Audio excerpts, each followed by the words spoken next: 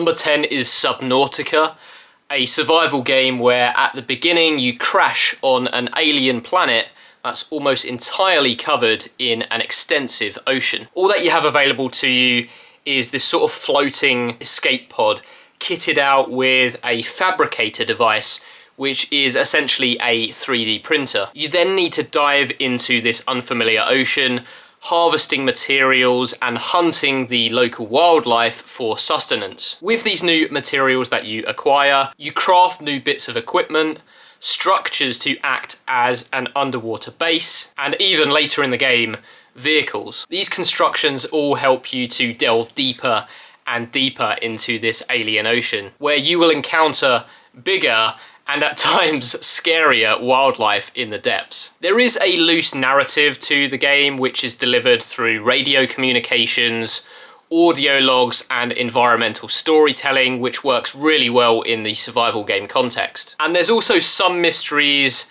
surrounding some alien ruins that you discover on the world, and that mystery does pull you through the game and keep you wanting to progress at a steady rate. I haven't yet mentioned how beautiful this game is, with this stylized, colourful world that has incredibly good water physics and excellent creature designs. Survival games do scratch some sort of primal itch for me, and for many others too.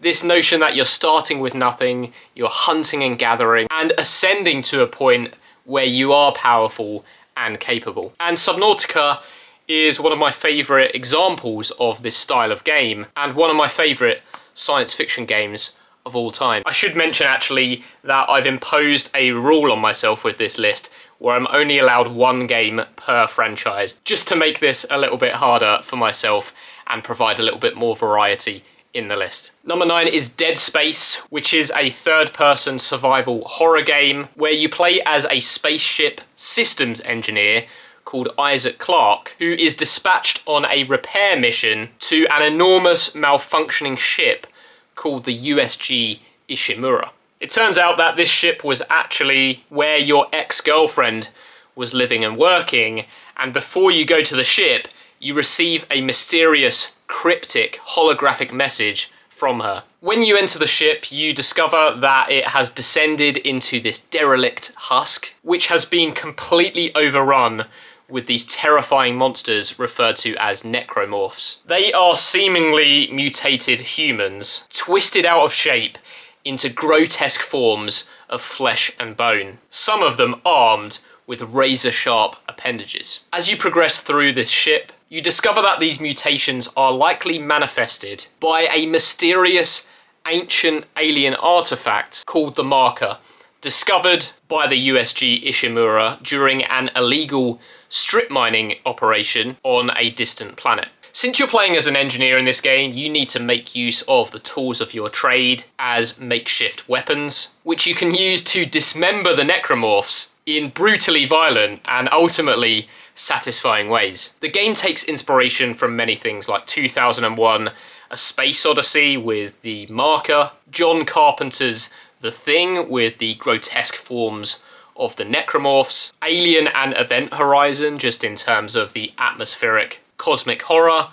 and from a gameplay perspective, Resident Evil. This game induces panic extremely effectively through its use of tight, dark corridors and enemies sneaking up on you and overwhelming you in many situations. It's got a great story, fun gameplay, and incredible art direction, which culminates in an incredible science fiction horror experience. Number 8 is Portal 2, which is a game where you are trapped in a deep subterranean scientific facility and subjected to a series of scenarios to test teleportation technologies by an unstable rogue AI called GLaDOS, who seems to experience this deep sense of satisfaction from running these torturous tests. She is constantly hounding you throughout the game with sarcastic, dry quips that play into this extremely dark and funny sense of humour. And in this iteration, there is also this other character called Wheatley, who is this spherical robot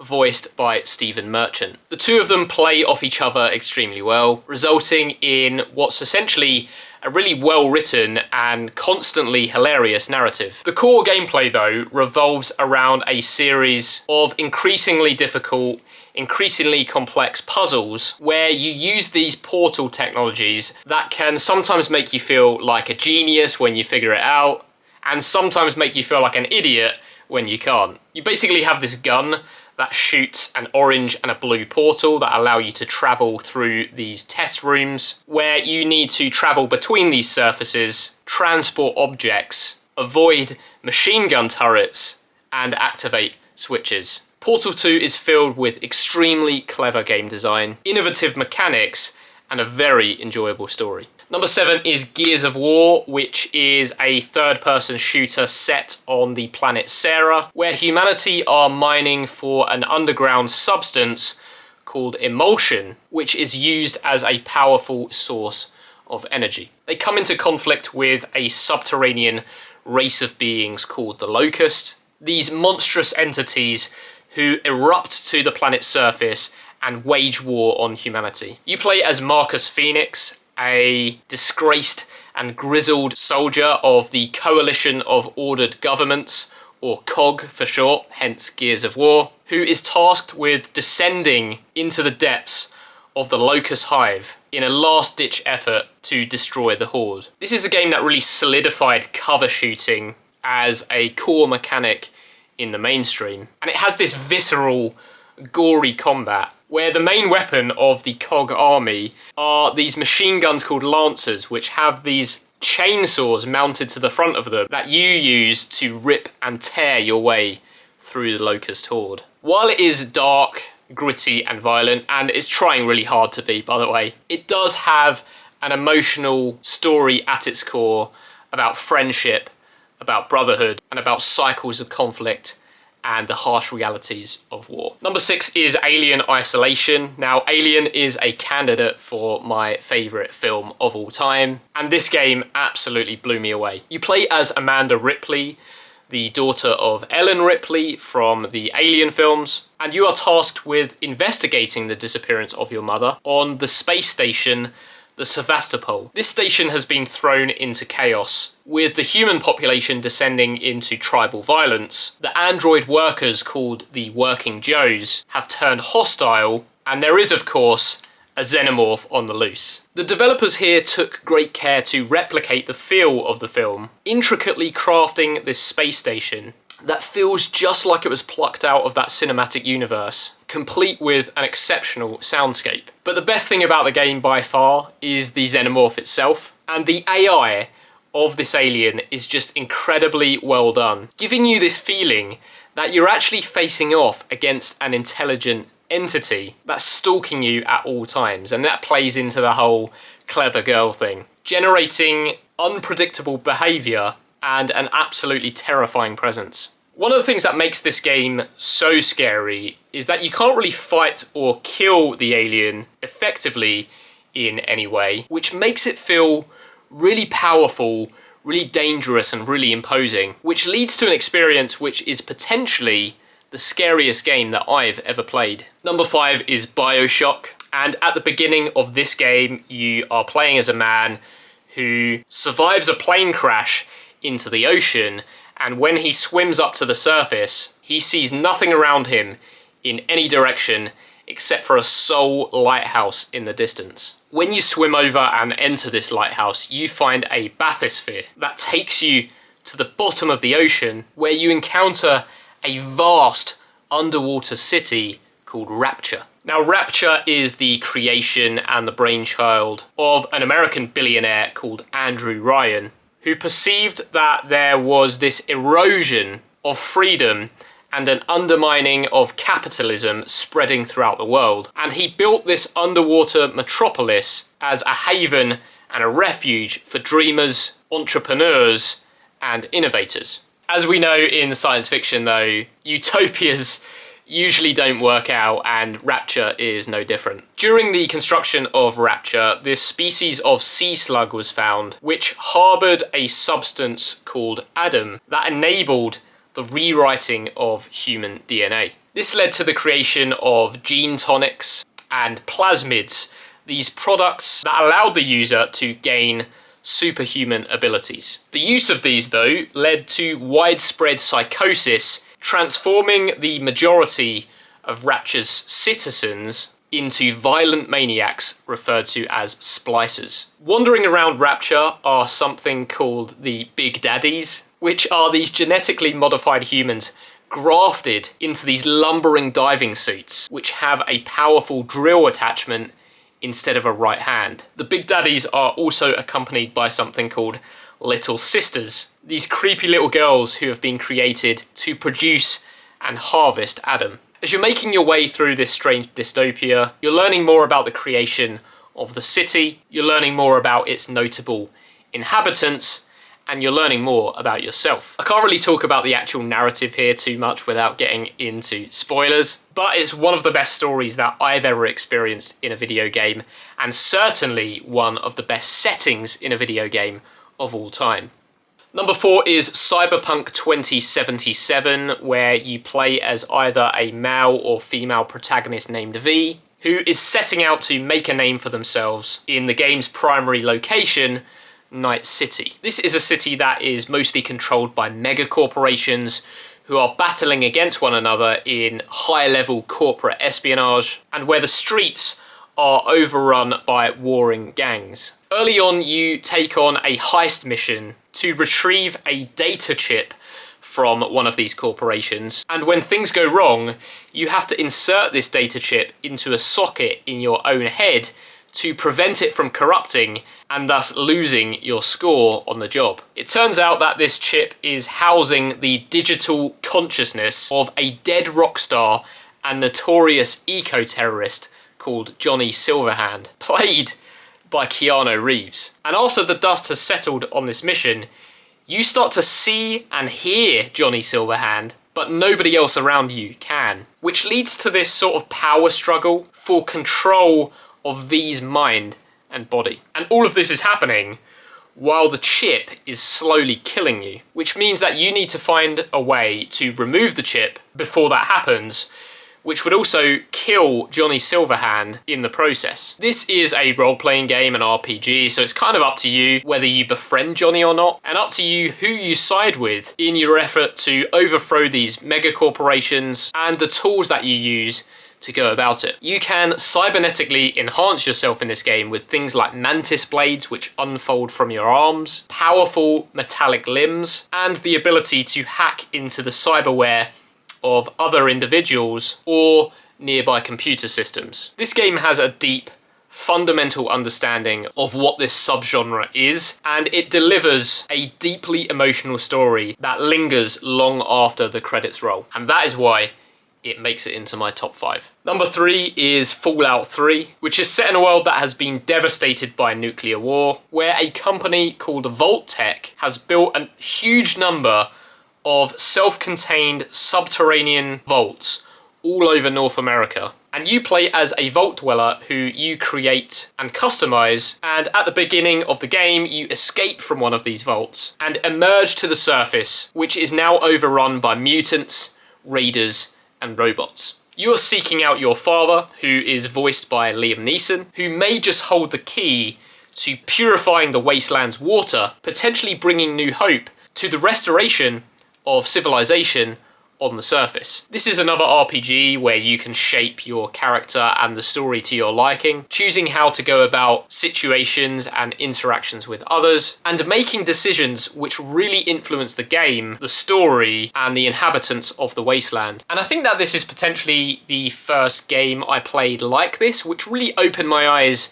to what video games could do on the narrative front. And it has this sort of retro-futurism aesthetic, as well as an incredible sense of humour that coalesce into an experience that just oozes with personality and is a seminal experience for me. Yes, it's buggy and it's janky, but that's all part of the charm in my mind. Number 2 is Halo 3, and this is an incredibly important game series for me personally, and the one game per franchise rule was probably the most difficult here. But ultimately, I landed on Halo 3 because that's where the series really clicked for me, and probably the one I played the most hours of. The Halo games are set in a far future where humanity are at war with this coalition of alien races, which is referred to as the Covenant.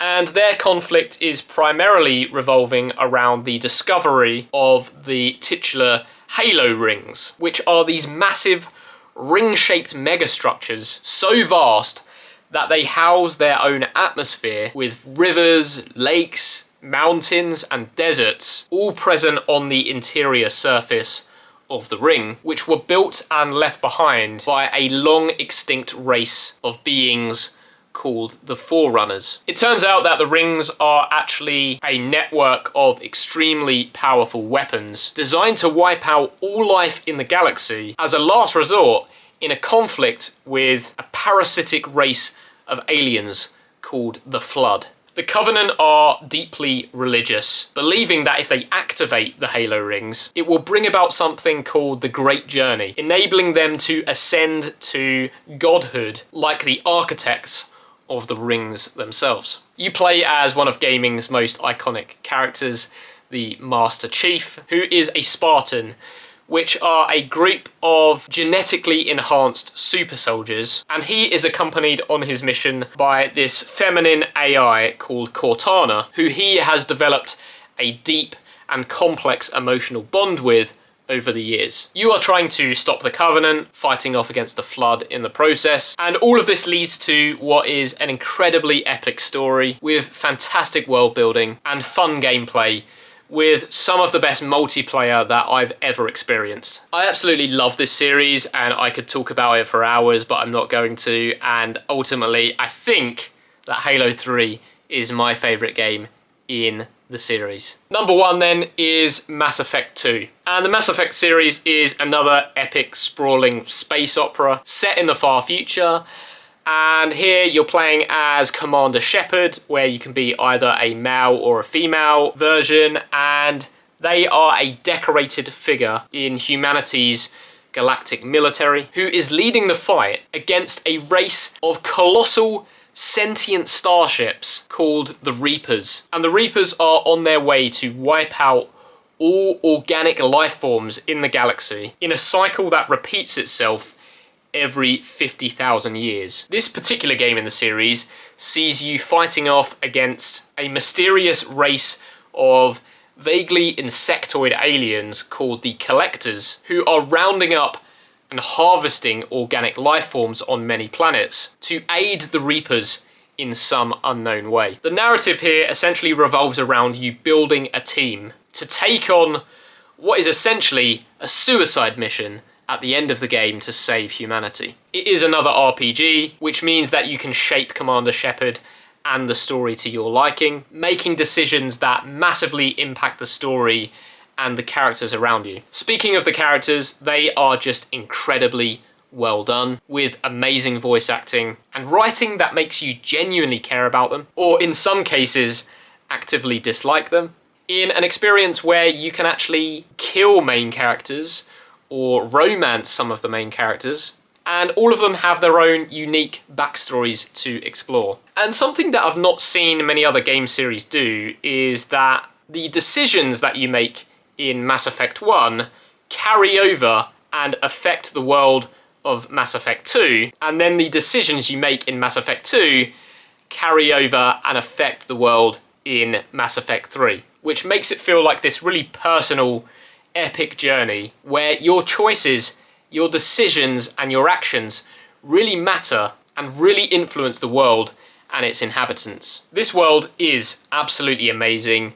filled with dozens of unique alien races, interesting planets to explore, and engaging quests to embark on. This trilogy is an absolute masterclass in science fiction storytelling, and Mass Effect 2 is the best game in the series and my favourite science fiction video game of all time. If you made it to the end of this video, thank you very much for watching. Let me know what you thought of my list. Have you played any of the entries on it?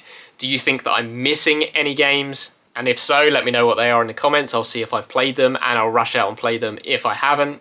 I've played a couple of science fiction games this year already, and I think at the end of the year I'll probably make a top 10 science fiction games that I've played from this year. So if you're interested in science fiction books, films, or video games, feel free to like, comment, and subscribe. Thank you very much for watching, and I'll see you on the next one.